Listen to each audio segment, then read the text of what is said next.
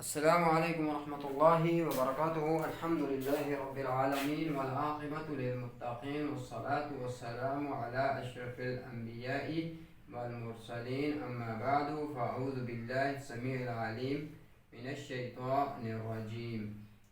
في الحصة الماضية نحن درسنا أقسام الاسم. الاسم ثلاثة أقسام.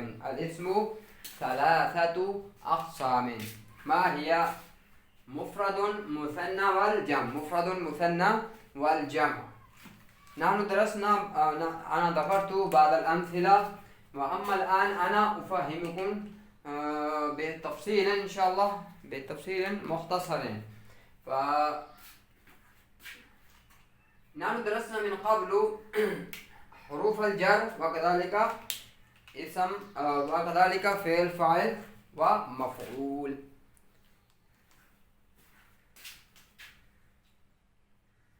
درس محمد. درس محمد. درس محمد.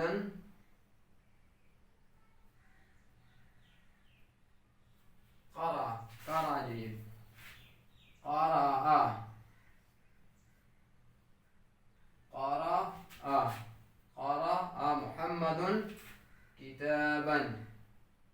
قرأ محمد كتابا.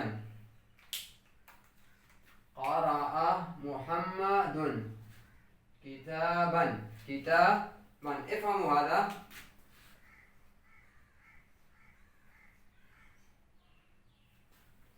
في العربية فيأتي في الأول في الجملة، في اللغة العربية في جملة فعلية فيأتي الفعل في البداية، في بداية الجملة. قرأ فعل، محمد فاعل، كتابا كتابا مفعول به. كتابا مفعول به. انظروا، قرأ فعل، فعل ماض. فعل ماض. فعل ماض.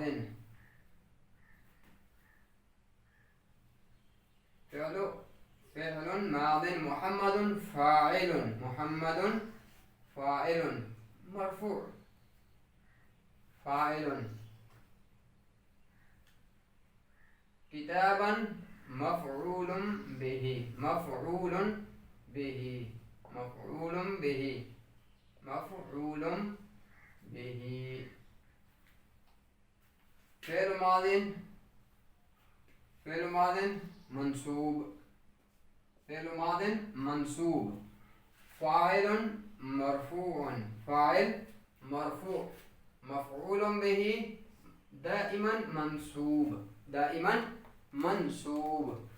قرأ فعل ماضي، محمد فاعل مرفوع، كتابا مفعول به. افهموا إلى هذا.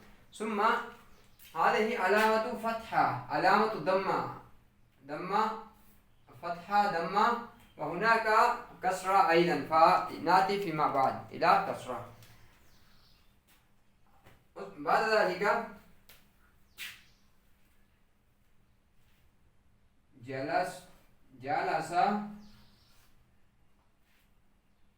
جلس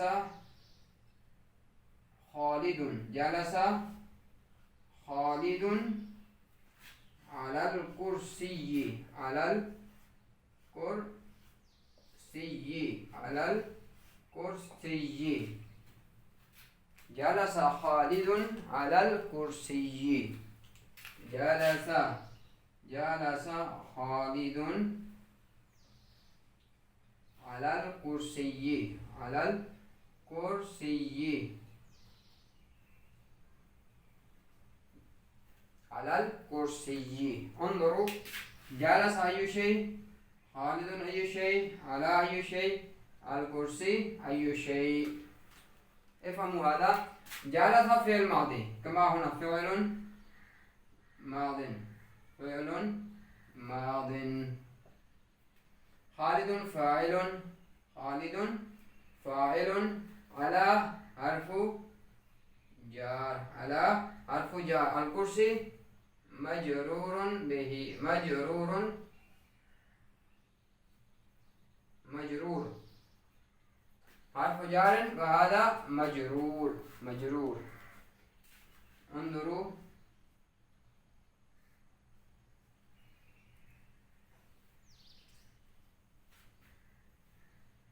حرف جار، هذا حرف جار، هذا مجرور معناه هذا مجرور.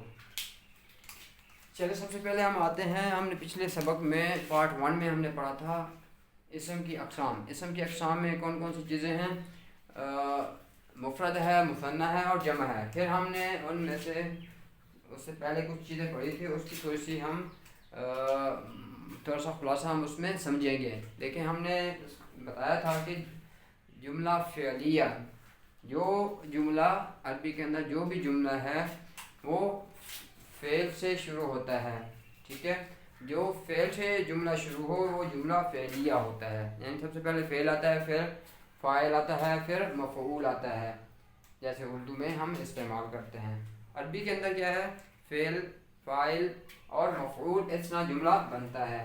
دیکھیں فعل ماضی ہوگا تو یوں سمجھے وہ زبر والا ہے، وہ ہمیشہ زبر والا ہے. ٹھیک ہے، مفتوح ہے، ہمیشہ زبر والا ہے.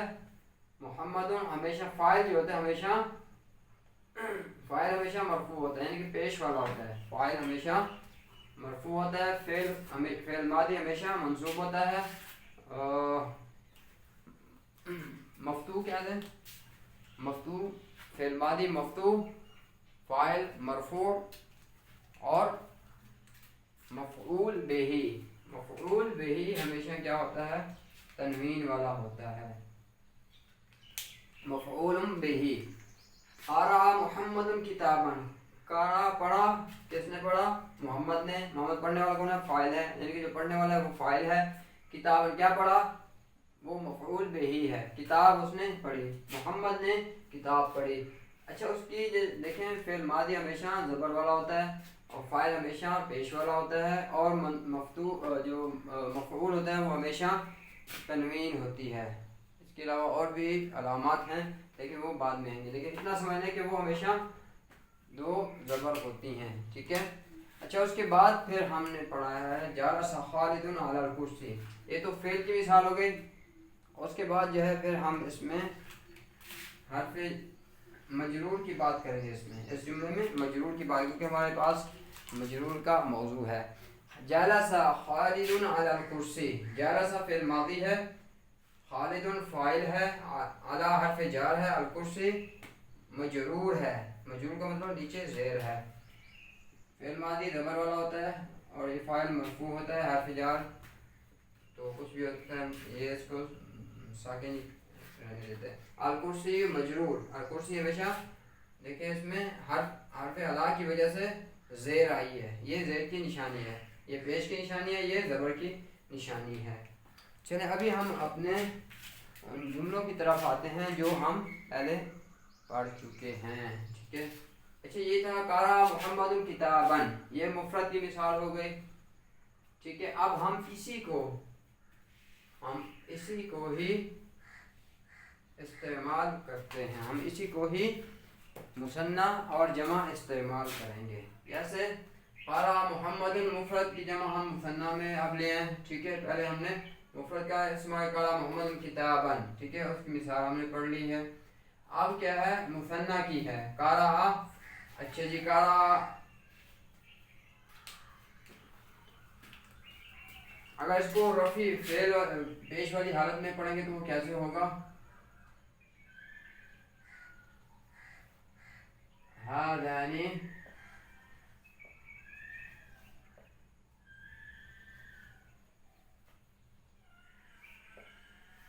ہادانی کتابانی، ہادانی ہادانی کتابانی. تو یہ ہمارے پاس ہے. جب ہم اس کو مرفوع پڑھیں گے تو کیا ہوگا؟ ہادانی کتابانی، الف اور نون زیادہ ہوگا، ہادانی کتابانی. جب ہم اس کو مفعول کی طرح پڑھیں گے، جب ہم نے اس کو کتابین یا کتابین جب ہم اس کو پڑھیں گے تو کیا ہوگا؟ مفعولی حالت ہوگی، زبر والی حالت ہوگی یا پھر جر والی. وہ اس میں آپ کو ذکر کرتے ہیں. کتابین، ہادین قرأ محمد किताबैनी, क़रा मुहम्मदुन किताबैनी, मोहम्मद ने 2 किताबें पढ़ी। अगर हम इसी को मजरूर करेंगे तो हम क्या कहेंगे,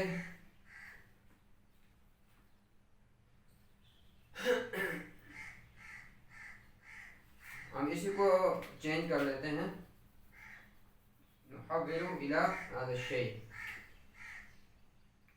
जलसा खालिदुन अला अलल कुर्सियैनी, अलल कुर्सियैनी, अलल कुर्सियैनी, कुर्सियैनी, खालिद 2 कुर्सियों पर बैठा, खालिद 2 कुर्सियों पर बैठा। ये जार वाली हालत होगी, ये मंसूब वाली हालत होगी, ये मफ्तू वाली हालत होगी। जब आप इसको मंसूब मफूल एक जगह पे पढ़ेंगे तो क्या होगा, बैन होगा, किताबैनी।